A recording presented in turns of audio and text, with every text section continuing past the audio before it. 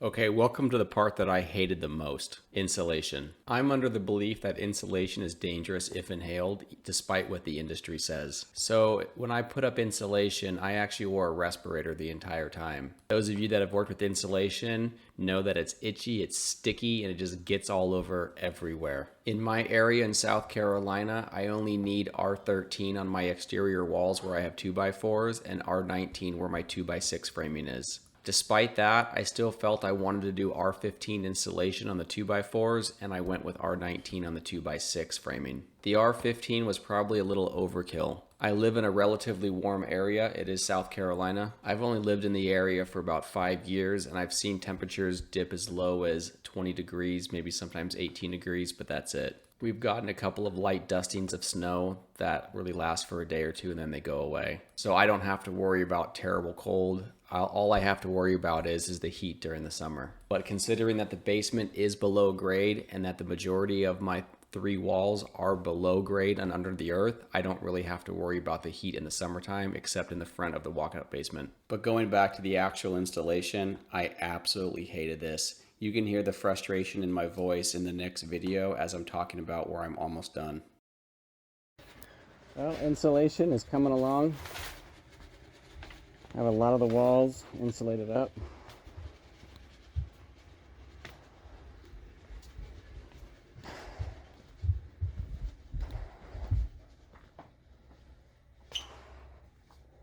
I have some gaps that I'm missing. I need to do some block framing on those walls for a drywall. I got back here. This is where I've kind of stopped, was over here. I have all of this done. I'm tired of doing this shit. All right, let's talk AV for a minute. So this room has always been our gym before I started working down here. And I thought, well, one day if I get too old or if an in-law moves in down to the bedroom down here, if this won't be a gym anymore, well, what else could it be? I thought it kind of looked like a living room. And so I thought, well, we could make it into a theater room or at least prep for it. So what I have been doing is I actually ran 5.1 audio down here. You can see I got my boxes for my left channel, and I actually put these in parallel. I have a box on the floor and then a box up top, and they're going to be in parallel. They're going to be connected to each other through this junction box right here. The reason for that is so you can actually run either a top speaker or a bottom speaker. So you can either have tower speakers or you can have, wall mounted speakers. And then of course I mounted an electrical box up here for the TV. And then next to it, I've actually there's an HDMI. Here's another HDMI. And then here's a fiber audio cable as well. And so what I've done here, one of those HDMIs go down here. The bottom box that's down here. On this bottom box, I also have an RCA cable, which goes somewhere else. I'll show you in a minute. I've also ran 2 network drops, one to here for the TV, and then one down here if I ever want any audio equipment down here. But back over here is where I'm actually doing all of my low voltage and bringing everything back. So as you saw, I had an HDMI that went from the top to the bottom. If I didn't want to house my audio gear there, I could bring it right over here in this little room, which I'm calling my AV room. And so from this room, I'm actually running all of my speaker cabling for my 5.1 is going to be coming here, as well as I have a power outlet a little higher than normal. I'm going to put some built-in shelves right here, and I can mount a receiver. And then here's where one of those fiber audio cables comes back. My RCA cables are coming back right here. These will be used to run powered subwoofers. I have 2 HDMI cables. One of them runs to where I was showing you over at the top over there. I'm also making this room, I've talked about it in a previous video, I'm making this room into a pool table room out here. And so I figured if we're going to be playing pool, we're going to want music out here. So if you notice in the upper left-hand corner and upper right-hand corner, I'm putting in speaker boxes up there as well. And so I'll be able to run stereo out here if we're playing pool or, having an adult party. And those wires run back over here as well. So I'm going to get a receiver that'll have an A and a B zone, A and B zone, so I can run them separately of each other. What I'm also doing out here in the pool table, kind of living room area, I'm also going to be putting a TV out here as well. So here's some more boxes. I mounted high voltage up there to be able to plug a TV into, as well as a network drop, more HDMI, and a fiber audio cable. So one of those HDMIs runs back to the AV room over there, and then the other HDMI runs back down here. And so I also have another RCA cable. If you notice, there was two of them over there. If I want to have a subwoofer out here in the living room, in the audio video room, or I'm sorry, in the pool table room, we can run a sub down here with the two speakers in the pool table room. So that is what I'm doing with AV down here in the basement. I figured might as well do it now before we get everything drywalled up. Installation took me about probably 4 or 5 days to do on my own. When I was finished, I scheduled my second inspection with the local inspector.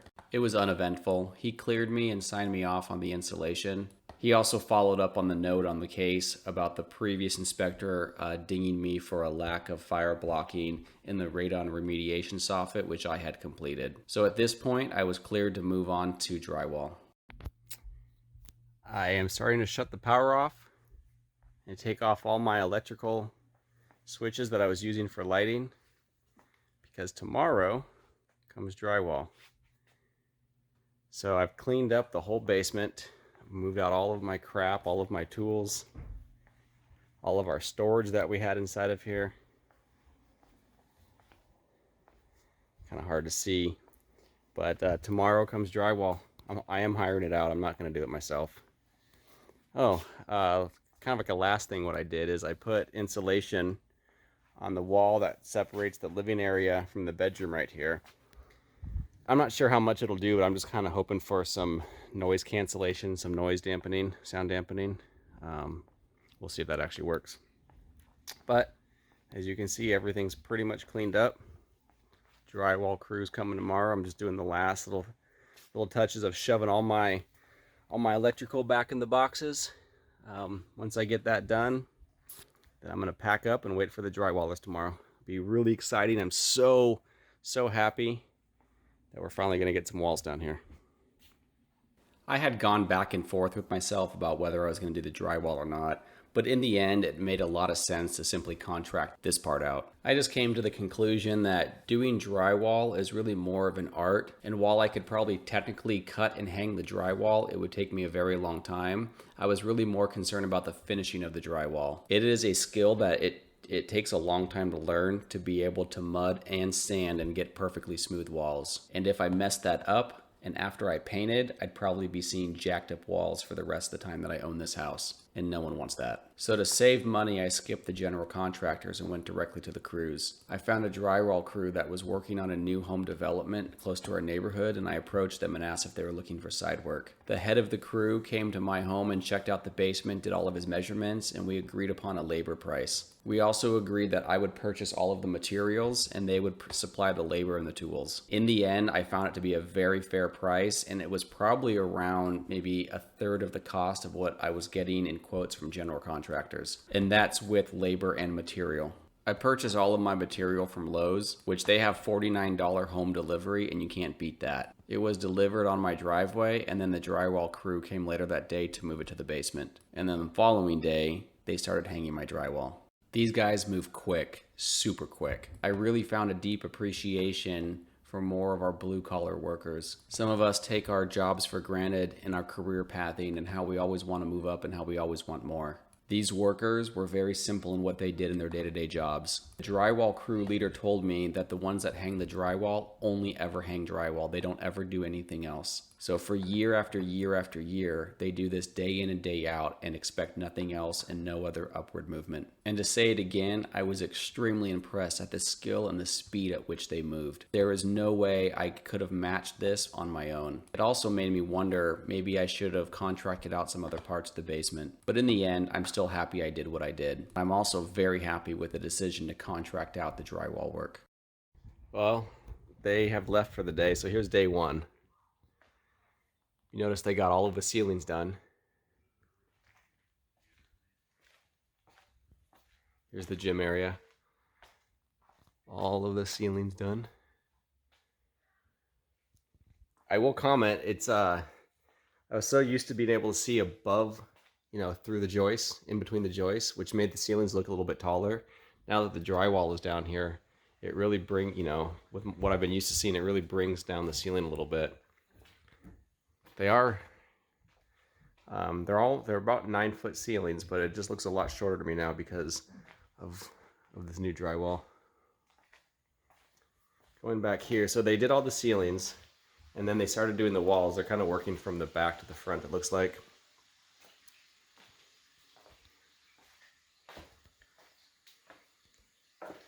I specifically asked them to be able to do inside of here, but they're doing a great job so far.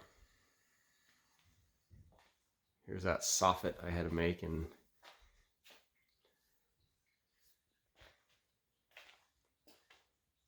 one of the back storage rooms.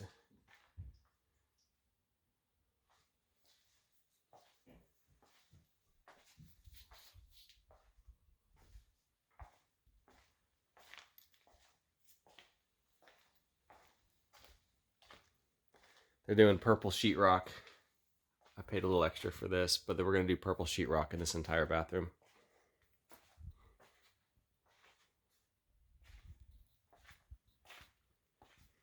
And then in the bedroom, all the ceilings.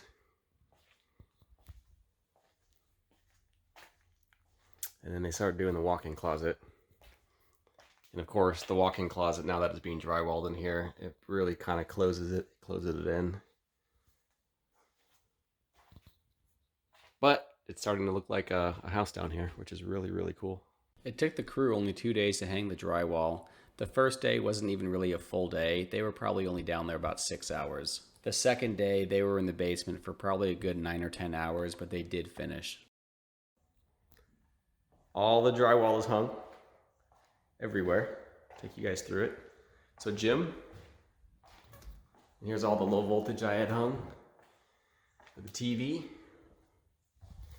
HDMI and audio and everything else fun. Speakers.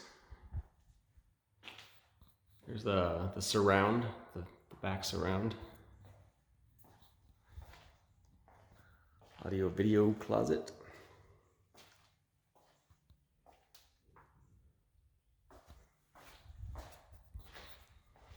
Pool table room. Here's the kitchen.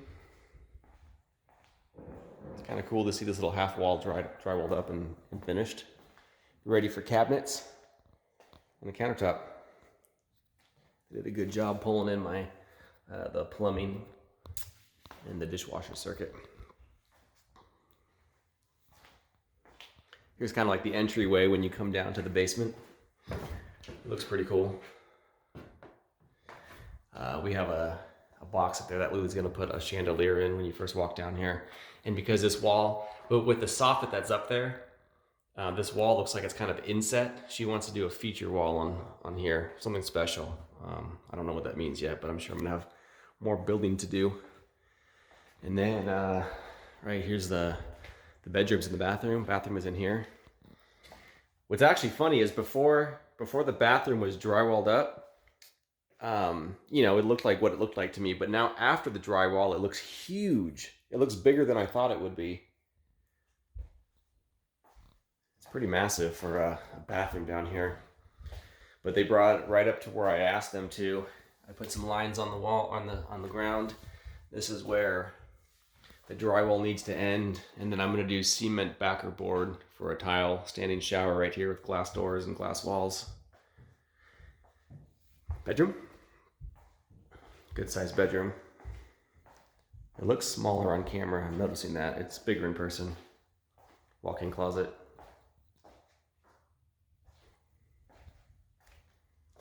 And then we go back here. Let's see if I can turn a light on in this thing. I don't think I can. But this is that the hole back here. I don't think my camera's not going to get back there right now without a flashlight or something. But it does wrap around back there, so I'll be able to have a lot of storage. And then here's my storage room back here.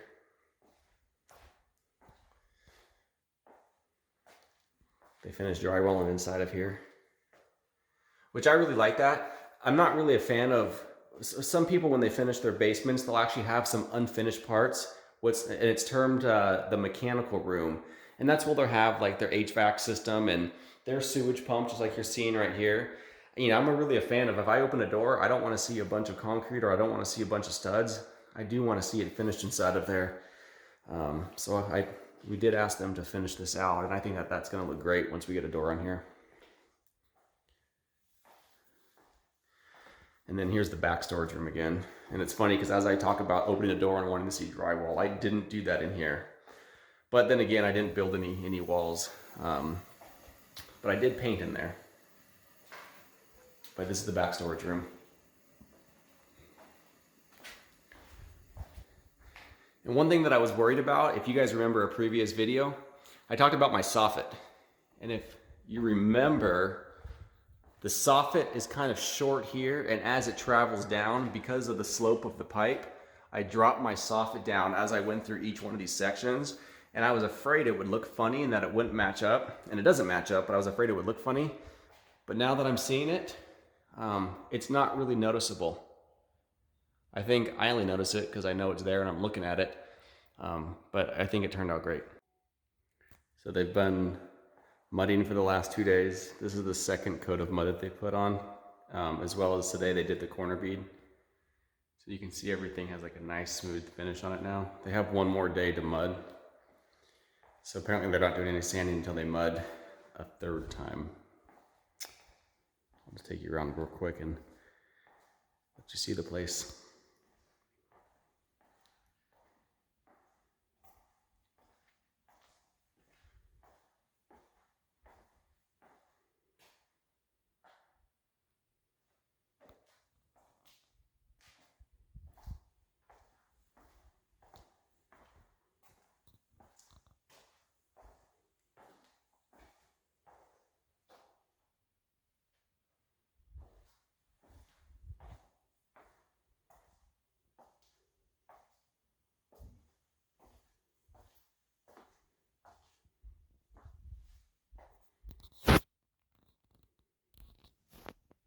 I was planning on going and purchasing a paint sprayer from Lowe's and priming the walls myself, but after talking to the lead of the drywall crew, I asked how much it would be for them to prime it for me. It just so happened that they had leftover gray primer from a previous job that was enough to finish my basement. Provided I used his guys for the labor, he was willing to give me the paint for free. I ended up paying him $250 just to prime my basement walls. I thought that was a hell of a deal. At this point, the big construction of the basement was complete. My wife was really excited because now I was able to turn over to her the design and colors and things that she wanted in the basement. This is the point to where the basement project gets really exciting because now we get to pick out flooring and paint colors and cabinets and showers and tile, etc.